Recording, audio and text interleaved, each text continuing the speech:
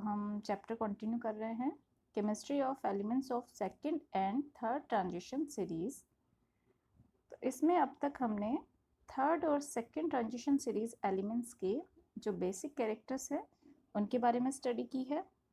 आज हम पढ़ेंगे इन दोनों सीरीज में कंपैरेटिव स्टडी क्या है, तो उसमें कुछ सिमिलरिटीज़ भी देखेंगे और कुछ कंपैरिजन भी देखेंगे कि दोनों सीरीज के एलिमेंट्स में क्या डिफरेंसेस हैं। तो comparison between elements of second and third transition series. First हम शुरू करते हैं जिरकोनियम एंड हैफनियम, जो कि फर्स्ट एलिमेंट हैं अपनी ट्रांजिशन सीरीज के। तो इसके कंपैरिजन में हम देख सकते हैं जो जिरकोनियम है वो वाइडली अर्थ क्रस्ट में हमें मिलता है, और हैफनियम है वो हमें जिरकोनियम के हमेशा साथ में मिलेगा। जो इनकी केमिकल प्रॉपर्टीज़ हैं जिरकोनियम की और हैफनियम की वो ऑलमोस्ट सेम है, बट दोनों का ही जो सेपरेशन है वो डिफ़िकल्ट है। जिरकोनियम और हैफनियम जो इनका साइज़ है वो भी नियरली सेम है। उसका रीज़न क्या है कि दोनों में ही लेंथेनाइट कॉन्ट्रैक्शन है, तो इनका साइज़ इसलिए सिमिलर है। इलेक्ट्रॉनिक कॉन्फ़िगरेशन ये भी एक जैसा ही है, बट उनका जो सेपरेशन है वो डिफ़िकल्ट है, और इनको हम सेपरेट कर सकते हैं effectively either ion exchange method और सॉल्वेंट एक्सट्रैक्शन। और दोनों ही जो मेटल हैं उनकी स्टेबल ऑक्सीडेशन स्टेट है वो है +4। तो ये इनकी कुछ सिमिलरिटीज़ है। नेक्स्ट हम बात करेंगे नायोबियम एंड टेंटलम। तो दोनों एक साथ ही मिलते हैं, नायोबियम और tantalum occur together. Niobium 10 to 12 times more abundant है अर्थ क्रस्ट में in comparison to tantalum. The main commercial source of both are columbite. जो इनका मेन सोर्स है उसमें ये किस तरह से मिलते हैं, कुछ एग्जांपल्स हैं। टेंटेलाइट सीरीज ऑफ मिनरल्स है, इनमें हमें ये मिलते हैं, नायोबियम भी और टेंटलम भी। Formerly, the separation of niobium and tantalum was achieved by the treatment with solution of hafnium or niobium form a soluble complex and tantalum forming insoluble complex। तो हम क्या करते हैं, इन दोनों को सेपरेट करने के लिए इसका हम ट्रीटमेंट करते हैं, जिससे कि niobium as a complex soluble हो जाता है और टेंटलम इनसॉल्युबल फॉर्म में हमें मिल जाता है। Next molybdenum and tungsten. तो जो दोनों ही हैं वो क्वाइट रेयर हैं। अबंडेंस जो मोलिब्डेनम और टंगस्टन की है अर्थ क्रस्ट में वो बाय वेट ये है 1.2 ppm। The metal are hard and have very high melting and low volatility. तो इनकी जो वॉलेटिलिटी है वो बहुत लो है, बट इनका जो मेल्टिंग पॉइंट है वो काफ़ी हाई है। These metal do not react with air at room temperature. तो रूम टेम्परेचर पर इनकी एयर से कोई रिएक्शन नहीं होती है, जबकि स्ट्रॉन्ग हीटिंग पर हो सकती है।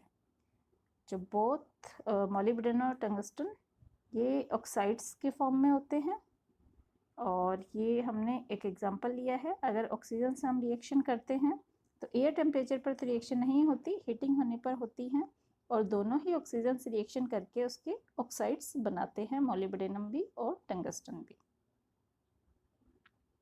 नेक्स्ट है technetium and rhenium. Technetium doesn't occur in nature and first man made element.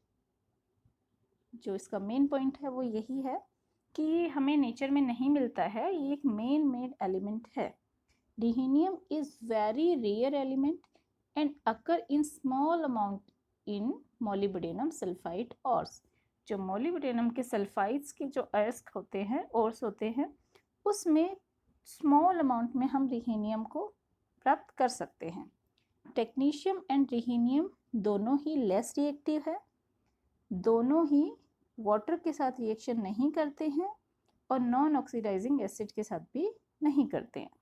Technetium and rhenium undergo similar reaction with hydrogen peroxide and bromine water. दोनों ही सिमिलर टाइप की रिएक्शंस देते हैं. नेक्स्ट है रुथेनियम एंड ऑस्मियम. रुथेनियम और osmium दोनों बहुत rare है.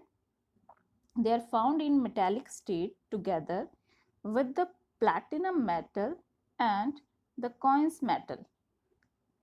कॉइन के फॉर्म में ये हमें मिलते हैं. इनके साथ में प्लैटिनम मेटल के साथ में भी मिलते हैं और कॉइन्स मेटल में जैसे कॉपर है, सिल्वर है, गोल्ड है, इनके साथ हमें ये मिल सकते हैं. रुथेनियम और osmium are unaffected by mineral acids. 100 degree temperature से नीचे अगर मिनरल एसिड से इनकी रिएक्शन होती है तो उनसे ये अनअफेक्टेड रहते हैं. The effect of lanthanide contraction is less pronounced in this part of the periodic table. In series में lanthanide contraction होता है बट इस पार्ट में आकर lanthanide contraction कम हो जाता है. Therefore, the similarity between the second and third transition elements are not so close as one found in the earlier transition group. तो जो स्टार्टिंग के जो एलिमेंट्स थे उनसे जो सिमिलरिटी है इन कंपाउंड्स के बहुत ज़्यादा नहीं होगी. कि स्टार्टिंग के कंपाउंड्स में लैंथेनाइड कॉन्ट्रैक्शन अच्छे से था सेकंड और थर्ड दोनों ट्रांजिशन सीरीज में, परंतु जैसे जैसे हम पीरियोडिक टेबल की मिड में आते हैं ये जो लैंथेनाइड कॉन्ट्रैक्शन है ये कम होता जाता है तो सिमिलरिटीज भी कम हो जाएंगी.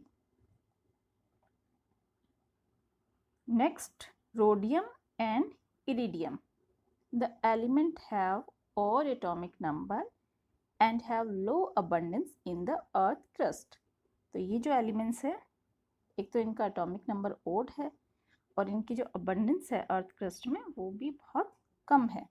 रीहीनियम की अबंडेंस कितनी है 0.0001 और इरिडियम की है 0.001 जो कि दोनों ही बहुत कम है. And they are rarely found in earth crust. बहुत रेयर है इनका मिलना. रीहीनियम और इरिडियम और रोडियम. आईआर इरिडियम है यहाँ पर. इरिडियम और रोडियम दोनों ही हार्ड मेटल हैं. They are noble and unreactive. Rhodium and iridium are resist to acid. Acid से रेजिस्ट करते हैं. Both the elements form a larger number of coordination compounds. तो दोनों ही तरह के जो कॉम्प्लेक्सेस हैं मेटल्स हैं इनके जो कॉम्प्लेक्सेस हैं वो बहुत ही लार्ज नंबर में हमें इजीली मिल सकते हैं. तो इनमें कॉम्प्लेक्स बनाने की पॉसिबिलिटीज़ काफ़ी ज़्यादा हैं. Palladium and platinum. Palladium and platinum they are also rare elements but they are appreciably more abundant than the other platinum group metal. जो प्लैटिनम ग्रुप मेटल जो ये इसका ये मान ले एक तरह से जो कॉलम है इसमें जो अदर मेटल्स हैं उनके कंपैरिजन में इनकी अबंडेंस थोड़ी ज़्यादा होती है.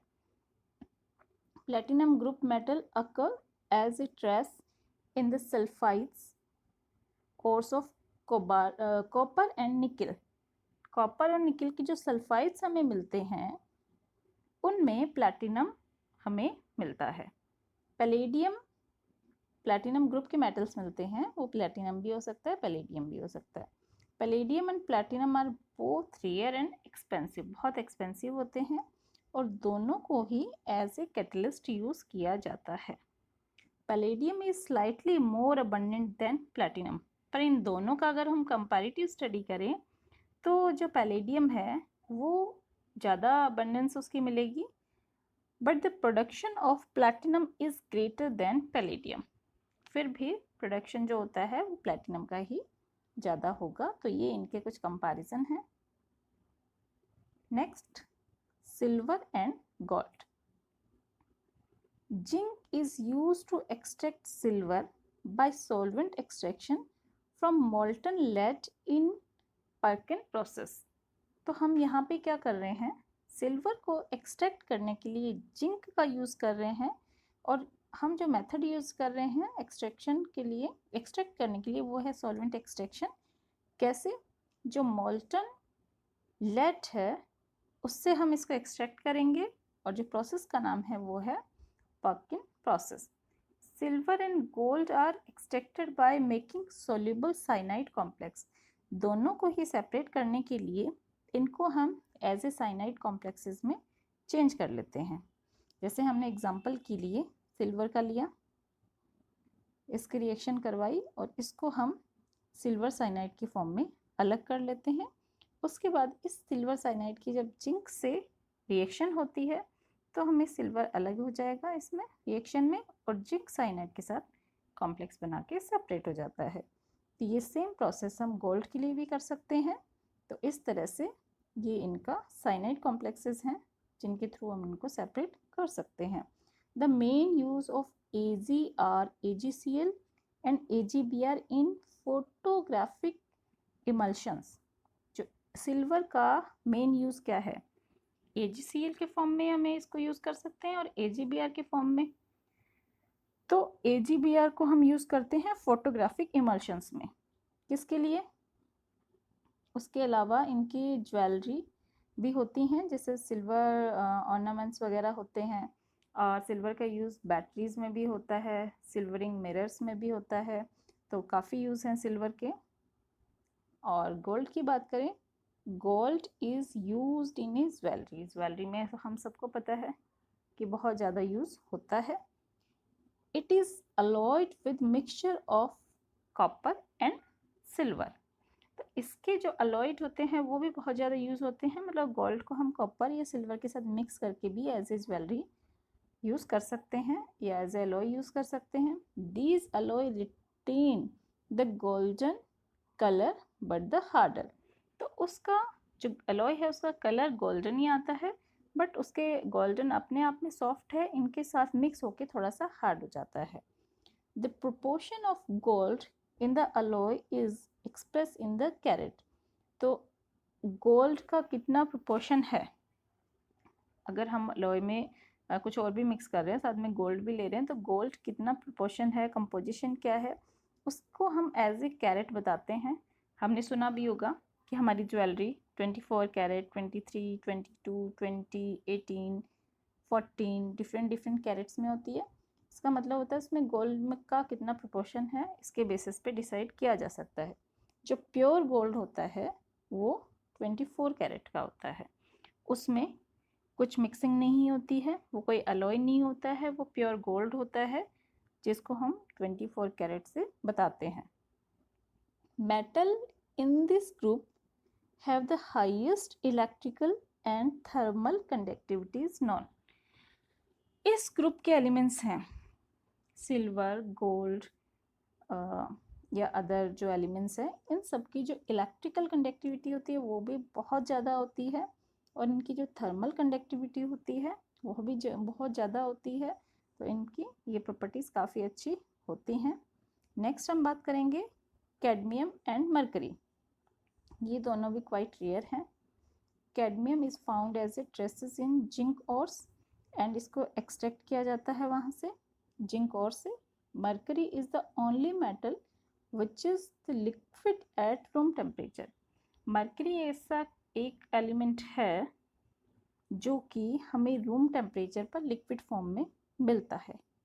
इस सीरीज़ में जो ट्रांजिशन सीरीज है इसमें सिर्फ मरकरी ऐसा है। Cadmium is use to protect steel from corrosion. Cadmium का यूज़ हम स्टील को प्रोटेक्ट करने में भी करते हैं। Cadmium absorb very well neutrons and is use as control rod in nuclear reactor. तो इसका एज ए न्यूट्रॉन एब्जॉर्बर में भी यूज़ किया जाता है और इसका जो रोड है इन न्यूक्लियर रिएक्टर उसको कंट्रोल करने के लिए भी यूज़ किया जाता है। कैडमियम अगर सल्फाइड के साथ है तो उसको हम as a yellow pigment use करते हैं पेंट्स के लिए। And it is also use for alkaline nickel या कैडमियम स्टोरेज बैटरीज। जो ऐसी बैटरीज हैं उसमें निकल है या कैडमियम है तो उनके लिए हम एज ए एल्कलाइन करने के लिए यूज़ कर सकते हैं। तो ये हमारा हुआ यहाँ पर कंपैरिजन और कुछ similarities. Almost all the compound of mercury are toxic but the organic compound are extremely dangerous and have ecological effects. Small scale use for mercury included thermometer, barometer and manometer. ये हमको सबको पता है कि mercury का use हम thermometer, barometer, manometer में करते हैं, बट उसका बहुत कम अमाउंट स्मॉल स्केल में ही यूज़ किया जाता है क्योंकि ये बहुत ज़्यादा टॉक्सिक होता है और इसका जो इकोलॉजिकल इफ़ेक्ट्स हैं वो भी बहुत ज़्यादा होते हैं. तो इसको थोड़ा सा यूज़ करने के लिए हमें ध्यान रखना होता है. तो यहाँ पर ये हमने चैप्टर भी आज कंप्लीट किया है और हमने सेकंड और थर्ड ट्रांजिशन सीरीज़ के जो एलिमेंट्स हैं उनकी एक साथ हम कंपैरेटिव स्टडी कर रहे हैं जिसमें मोस्ट ऑफ द प्रॉपर्टीज़ उनकी बहुत सिमिलर हैं. कंपैरिजन बहुत कम है बट सिमिलर प्रॉपर्टीज सेकंड और थर्ड ट्रांजिशन सीरीज़ के एलिमेंट्स की जो कि एक ही कॉलम में है, उन एलिमेंट्स की एक दूसरे से काफ़ी सिमिलरिटीज़ हैं. तो यहाँ हम सेकंड थर्ड ट्रांजिशन सीरीज़ की जो एलिमेंट्स हैं उनकी केमिस्ट्री का चैप्टर कंप्लीट करते हैं. नेक्स्ट क्लास में हम नेक्स्ट चैप्टर शुरू करेंगे. यहाँ हमने फर्स्ट यूनिट के दोनों चैप्टर कंप्लीट कर लिए हैं. Thank you students.